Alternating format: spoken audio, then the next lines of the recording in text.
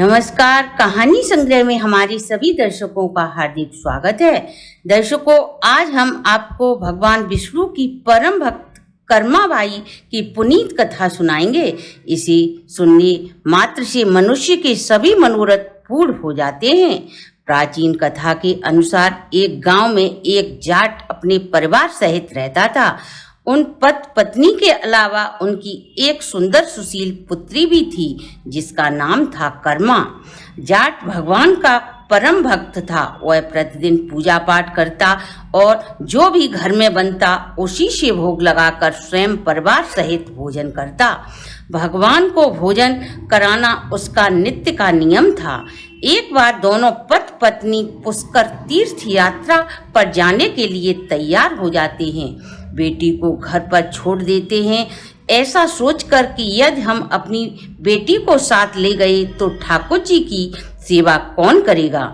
इसीलिए उन्होंने अपनी बेटी को घर पर ठाकुर जी की सेवा के लिए छोड़ दिया और वह तीर्थ स्थल को चले गए। अगले दिन उसकी पुत्री कर्मा सोकर उठी और ठाकुर जी का ध्यान आते ही वह बिना नहाए धोए खिचड़ी बनाने बैठ गई।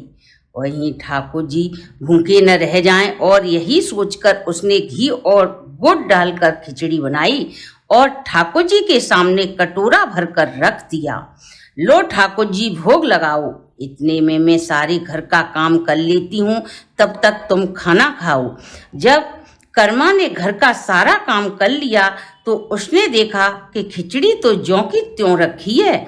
वह बोली, माँ बाप घर पर नहीं है, तुम खाओगे तभी मैं खाऊंगी। और वह फिर मंदिर के पास आई तो उसने देखा खिचड़ी वैसी की वैसी ही रखी है। वह ठाकुर जी से बोली, माँ बाप घर पर नहीं है, उनके भरोसे रहोगे तो खुद भी भूखे रहोगे और मुझे भी भूखा रखोगे।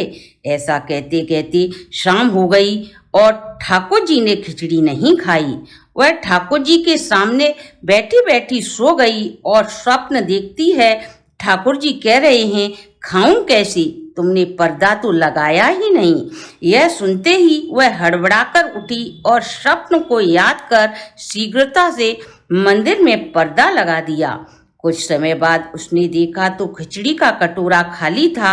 वह बोली, इतनी सी बात थी तो पहले ही बता देते, न मैं भूखी रहती और न आपको भूखा रहना पड़ता।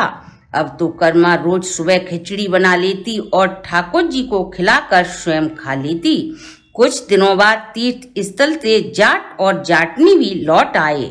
ने बच्ची बहुत खुश देखी। जाट ने पूछा, हमारे पीछे रोज ठाकुर जी को भोग तो लगाया था, सेवा खुशामद ठीक प्रकार से की थी ठाकुर जी की। लड़की ने अपने माता पिता को बताया कि वह घर का कार्य बाद में करती, पहले ठाकुर जी को गुड़ और घी डालकर सबसे पहले खिचड़ी बनाकर खिलाती और फिर स्वयं खाती। जब जाट ने कर्मा की बातें सुनी तो सोचा, बच्ची है इसलिए ऐसी बातें कर रही है। वह जाटनी रसोई में गई तो उसने देखा घर में बड़ा सा बर्तन गुड़ का भरा था, वह खत्म होने वाला था।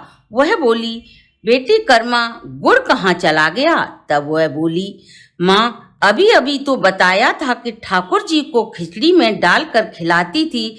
अब माँ बाबा सोचने लगे यह लड़की बावली हो गई है। वह बोली, न विश्वास हो तो कल देख लेना। कर्मा सुबह उठी और उसने सबसे पहले खिचड़ी बनाई और ठाकुर जी को परोस कर पर्दा लगा दिया और बोली, ठाकुर जी खिचड़ी खा लो, नहीं तो माँ बाबा समझेंगे कि सारा गुड़ मैं ही खा गई। जाट और जाटनी यह सब देख रहे थे। कुछ समय पश्चात पर्दा उठाया तो देखा खिचड़ी का कटोरा खाली था। यह देखकर वह हैरान हो गए।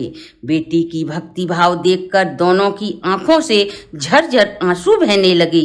वह ऐसी बेटी को पाकर धन्य महसूस कर रहे थे। इस प्रकार कर्मा रोज ठाकुर जी का भोग लगाती। इस प्रकार उसका लगाव पूजा पाठ में और बढ़ता ही गया। एक दिन ऐसा आया कि कर्मावती के माता पिता की मृत्यु हो गई। अब वह भगवान कृष्ण की नगरी जगन्नाथपुरी में आ गई। और रोज सुबह उठकर खिचड़ी बनाकर भगवान को भोग लगाती, साधु संतों की सेवा करती और प्रभु का कीर्तन कर अपना जीवन व्यतीत करती। उसे अपने प्रभु के अलावा कुछ भी दिखाई नहीं देता था। एक दिन कर्मा के दरवाजे पर एक संत पधारे। वह भी प्रभु के परम भक्त थे, पर उनका ढंग अलग था। एक दिन कर्मा उठी और संत ने देखा कि नहीं ये नहाई है और नहीं इसने चौका लगाया है, वह खिचड़ी बनाने लगती है। संत ने कर्मा को टोका, पहले सुबह उठो, झाड़ू लगाओ, स्नान आदि कर प्रसाद बनाओ, तब भोग लगाओ, तभी प्रसाद पवित्र माना जाएगा। कर्मा हाथ जोड़कर बोली, हे महात्मा जी, मैं सीधी सादी गांव की हूँ, मुझे कुछ भी नहीं आता, परंतु आज आपने मुझे ज्ञान दे दिया। अब मैं कल से सुबह उठकर नहा धो के प्रसाद बनाऊंगी। अब तो कर्मा सुबह उठी, स्नान आदि किया। उसने भोग बनाने में देरी हो गई। ठाकुर जी रोज की तरह पहले ही विराजमान थे, पर कर्मा स्नान कर रही थी, अतः वह लौट गई। थोड़ी देर में वह पुनः आए और बोले, माँ मुझे खिचड़ी का भोग लगा दो। कर्मा ने जल्दी जल्दी खिचड़ी बनाई। इतने में ही जगन्नाथ जी के मंदिर के दोपहर के पूजन का समय हो गया और मंदिर में घंटियों की आवाज आने लगी। अब भगवान ने कुछ खिचड़ी खाई, कुछ कटोरे में ही छोड़ दी और जल्दी से मंदिर की तरफ दौड़े। जल्दी की वजह से खिचड़ी से उनका मुंह सना था। जब मंदिर में पुजारी भगवान जगन्नाथ को भोग लगाने लगा तो उसने देखा कि उनके मुंह में पहले से ही खिचड़ी लगी हुई है। पुजारी तो प्रभु के चरणों में गिर पड़ा, हे प्रभु, कहाँ से भोग लगाकर आए हो, कृपा करके हमें भी बताएं। पुजारी के बार बार आग्रह करने पर श्री जगन्नाथ जी बोले, मेरी एक भक्त कर्मा है, वह रोज बचपन से ही मेरा भोग लगाती है, वह रोज उसी के पास खाने जाता हूँ। आज एक संत ने उससे कह दिया कि तुम्हारी भोग बनाने की पद्धति सही नहीं है। आज वह संत की बात मानकर के द्वारा बताई गई विधि के अनुसार प्रसाद बनाने लगी। इसलिए कर्मा को आज देर हो गई और मेरा भोग आज देर से लगा, इसलिए मैं जल्दी में खाकर यहाँ आ गया।